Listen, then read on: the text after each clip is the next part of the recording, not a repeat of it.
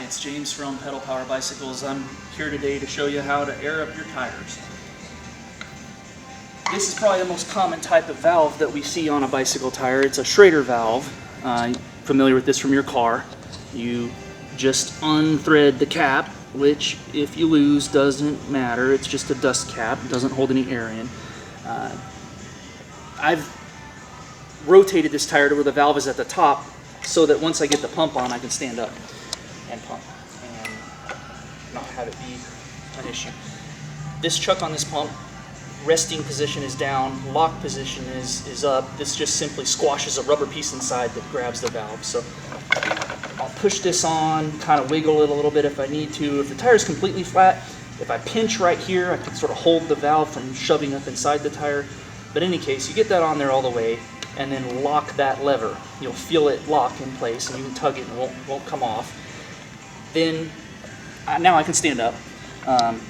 Well, actually, let me show you where to find the pressure on the tire. Always these guys have some marking on the tire.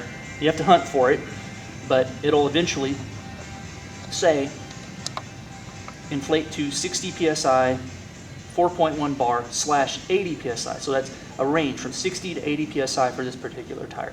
While I'm looking for this, I'm likely to find any cuts or defects in the tire. So it's a good exercise to do and not a bad idea to get in the habit of looking for it every time, even if you kind of know where it's at, because it's a good safety check. Make sure your tire's not cut or damaged. Now that I know, I'm going to go for 60 psi because I'm going to be riding this bike on some gravel roads and I want that smoothness that I get from a lower pressure. If I was just going out to log miles on the road, I might go 80 psi. The harsher ride would be worth the trade-off for the smoother, more efficient pace. So we only use floor pumps here to inflate our bicycles. The air compressor is too robust, designed for higher volume, and the floor pump has a built-in gauge. So now that the chuck's on and in place, I can start pumping.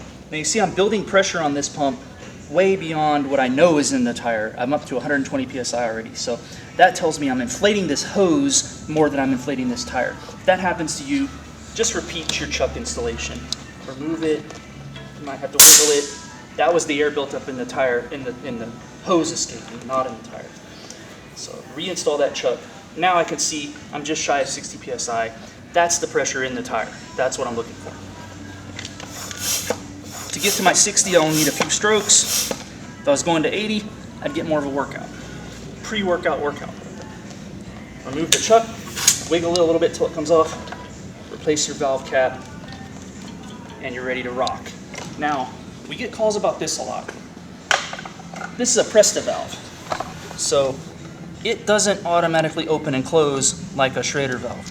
It's a manual valve, holds in higher pressure for longer because it's closed manually, and you can tighten it a lot tighter than the spring tension does on a Schrader.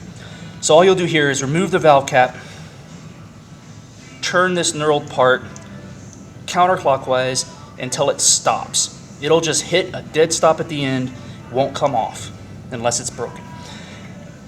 Once it stops, if you're using a decent floor pump, hopefully you got it here at Pedal Power, it'll automatically adjust between the two valves. So you push that on, lock it up, and you're ready for action. This tire has just shy of 70 psi, and I happen to know that these skinny guys right here usually take quite a bit more than that. So again, I'll inspect the sidewall of the tire while I'm looking. I'll find where it says inflate to, and this is always hard to read. This guy here says 90, and does it show that it has a range? 90 to 125. 125 would feel like you're driving on a train track probably on the roads around here. So I'm going to just give it a few pumps up to probably about 95 or 100. I'm using a pump that has 2 chambers. I can switch over to high volume for big fat tires. I'm going to switch to high pressure for these skinny guys. It was already on high pressure. Get to 100. If I go past, I can let a little out with this red button. So it's really nice to have a good pump. Otherwise, open your chuck, take it off, close the valve by turning the knurl nut clockwise until it tightens. Replace your valve cap, And once again, you're ready to go out and enjoy your bike. We'll see you next time. Until then, enjoy the ride.